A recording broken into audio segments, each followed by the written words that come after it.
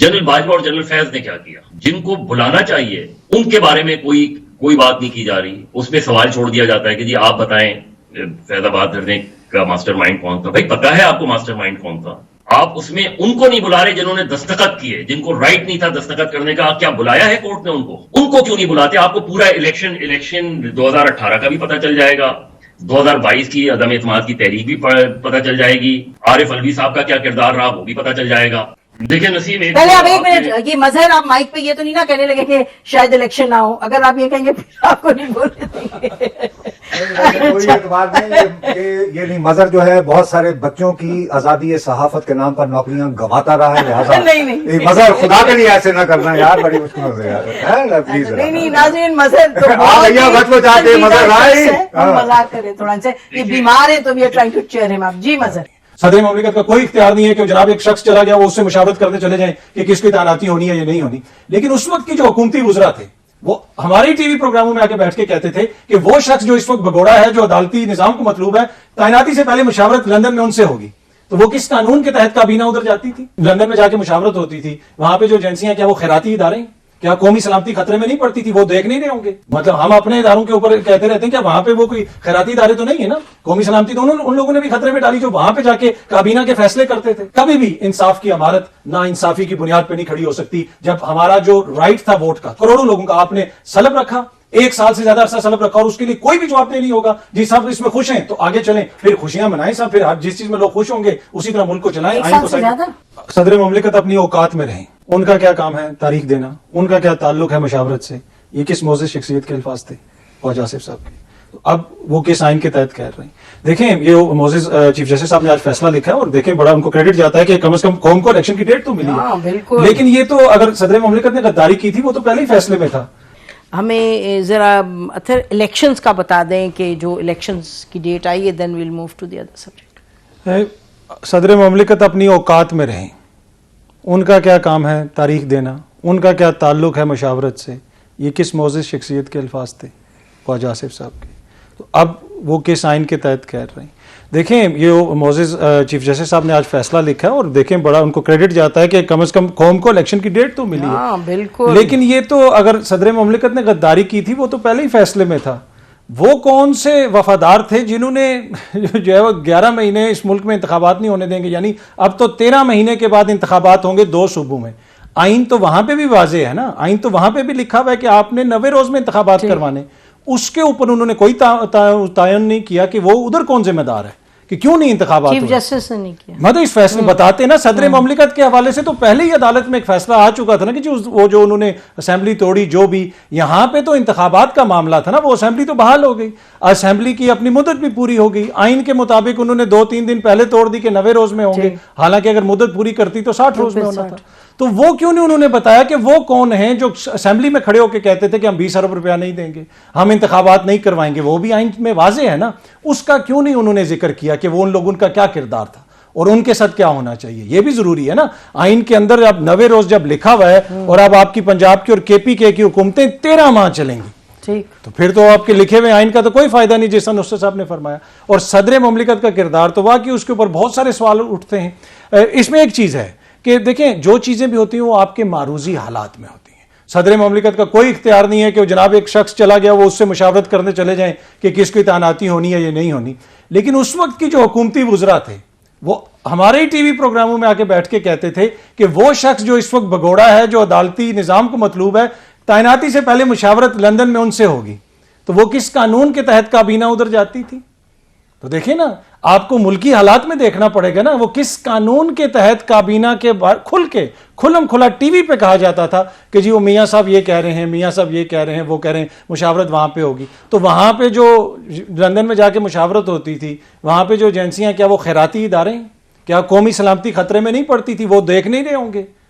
मतलब हम अपने इदारों के ऊपर कहते रहते हैं क्या वहां पे वो कोई खैराती इदारे तो नहीं है ना, कौमी सलामती तो उन लोगों ने भी खतरे में डाली जो वहां पे जाके काबीना के फैसले करते थे। तो ये है ना, मारूजी हालात ऐसे हैं। लेकिन अब आगे बढ़ने की जरूरत है। पर मैं आपको छोटी सी बात कहूंगा, कभी भी इंसाफ की इमारत ना इंसाफी की बुनियाद पर नहीं खड़ी हो सकती। जब हमारा जो राइट था वोट का, करोड़ों लोगों का आपने सलब रखा, 1 साल से ज्यादा अरसा सलब रखा और उसके लिए कोई भी जवाबदेह नहीं होगा। जी सब इसमें खुश हैं तो आगे चलें, फिर खुशियां मनाएं सब, फिर जिस चीज में लोग खुश होंगे उसी तरह मुल्क को चलाएं। आइन को साइड देखे ना, 1 साल से ज्यादा हो जाएगा। 2 सूबों जनवरी में टूटी थी। अच्छा, सूबों के अंदर जनवरी में, तो 13 माह। तो ये खुशी से तो नहीं चलते ना मुल्क। तो आप कह रहे हैं कि जो नुसरत साहब कह रहे हैं उससे हट करके और भी मामलात हैं जिसमें मैं एग्री करता हूं वो बात, लेकिन आप कह रहे हैं इन एडिशन टू दैट जी सारी चीजें ठीक। मजहर तो very quickly on the elections और फिर दूसरे मामले पे भी चलते हैं कि जो आइन टूटता है और फूटता है और फिर कुछ भी नहीं होता, उसमें से एक नई सिचुएशन ही निकल आती है। That's it, nobody is answerable for anything. वो बाद में आते हैं, पहले इस पे बताइए इलेक्शंस। देखिए नसीम, पहले आप 1 मिनट, ये मजहर आप माइक पे ये तो नहीं ना कहने लगे कि शायद इलेक्शन ना हो। अगर आप ये कहेंगे फिर आपको नहीं बोलने देंगे। कोई एतबार नहीं। ये नहीं, मजहर जो है बहुत सारे बच्चों की आजादी सहाफत के नाम पर नौकरियां गंवाता रहा है, लिहाजा नहीं मजहर खुदा के लिए ऐसे ना करना यार, बड़ी मुश्किल से यार, प्लीज। नहीं नाज़रीन, मजहर तो भैया बच के मजहर भाई, हम मजाक करें थोड़ा से, ये बीमार हैं तो we are trying to cheer him up. जी मजहर। देखिए शाहजी, देखो नसीम, शाहजी तो हमारे उस्ताद हैं, ठीक ना। आपने उस्ताद और शागिर्द को एक जगह वो खड़ा कर दिया। शाहजी की जो को देखते हुए तो हमने जर्नलिज्म शुरू की है। देखिए बहुत इस मुल्क का, ये मुल्क सियासी अभाम का शिकार रहा है, तो मैं अभाम पर सवाल क्यों नहीं उठाऊं? मतलब ये कैसे हो सकता है? मुझे अगर फर्ज करें, मुझे कहीं से खबर मिलती है, कहीं से मुझे इत्तला मिलती है कि शायद इलेक्शन ना हो, तो मैं ये क्वेश्चन क्यों नहीं कर सकता? ठीक, आप कैसे मुझे आइन की खिलाफ वर्जी का मुर्तकिब करार दे सकते हैं? तो इस चीज को नहीं तस्लीम करता। मुझे अगर मिलेगी तो मैं तो लिखूंगा भी, इसको कहूंगा भी। वो अलग बात है कि हम आपका एडिटर या वो उसको ना जाने दे, लेकिन ये कहना, ये तो पहली इलेक्शन 2024 की पहली सेंसरशिप है। इस तरह की बात करना तो माजरत के साथ। और जब कादी फायज ईसा साहब बलूचिस्तान के चीफ जस्टिस थे, उस वक्त 9 अखबारात के खिलाफ सेडिशन का केस बना था। ये जो देखें इस तरह की, मुझे तो बहुत गैर जरूरी इसमें बात है। जहां तक इलेक्शन उसका ताल्लुक है, आरिफ अलवी क्या मैटर करते हैं, इमरान खान क्या मैटर करते हैं, नवाज शरीफ क्या मैटर कर सकते हैं, या जरदारी साहब, ये जो पिछले 2, 3, 4, 5 सालों में जो कुछ हुआ है, आप बुलाएं 2 शख्सियात को बुलाएं ना। आप सब पे आरिफ अलवी से, जनरल बाजवा और जनरल फैज ने क्या किया? जिनको बुलाना चाहिए उनके बारे में कोई बात नहीं की जा रही। उसमें सवाल छोड़ दिया जाता है कि जी आप बताएं फैजाबाद धरने का मास्टरमाइंड कौन था? भाई पता है आपको मास्टरमाइंड कौन था, आप क्यों दूसरों से सुनना चाहते हैं? आप उनको तो बुलाएं। आप उसमें उनको नहीं बुला रहे जिन्होंने दस्तखत किए, जिनको राइट नहीं था दस्तखत करने का। क्या बुलाया है कोर्ट ने उनको क्यों नहीं बुलाते? आपको पूरा इलेक्शन 2018 का भी पता चल जाएगा, 2022 की अदम एतमाद की तहरीक भी पता चल जाएगी, आरिफ अलवी साहब का क्या किरदार रहा वो भी पता चल जाएगा, बाकी लोगों का भी पता चल जाएगा। 2 शख्सियात को बुला लें, आपको पता चल जाएगा कि पिछले 5-6 सालों में क्या हुआ इस मुल्क में। बाकी माजी को तो छोड़ दें, इन 5 सालों का हिसाब के लिए इनको बुला लें कि इन्होंने क्या क्या किया। क्या इनको ये आईनी तौर पे ये हक हासिल था ये सब कुछ करने का या नहीं था?